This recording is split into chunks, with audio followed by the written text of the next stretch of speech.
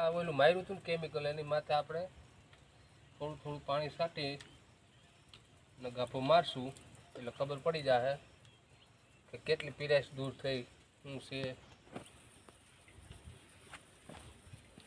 આડી ખબર પડી જાય.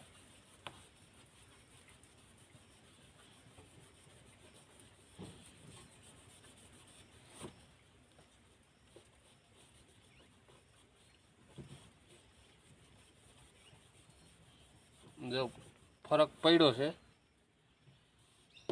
પેલા કરતાં કાચ ચોખ્ખો થઈ ગયો.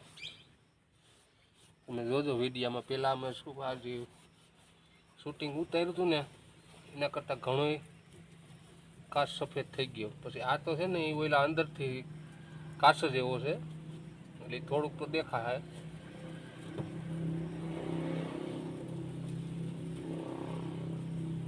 એ કાચ છે ને ઓલો થઈ જ ગયો, હાવ પીરાશ દૂર થઈ ગઈ છે હાવ. હાવ ચોખ્ખો સણાટ.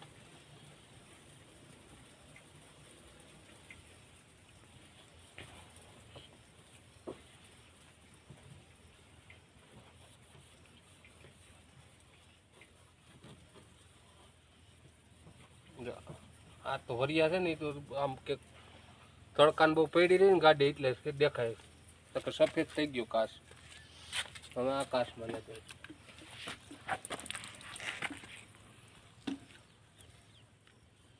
આ તો બહુ જ પીળો હતો, આને ખબર પડી જાય આગળ. આમાં નથી પાણી બહુ.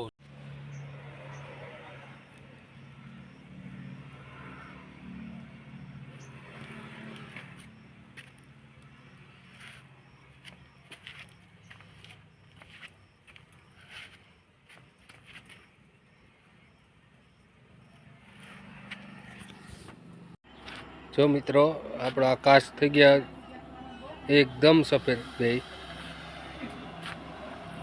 જોઈ લ્યો તમે.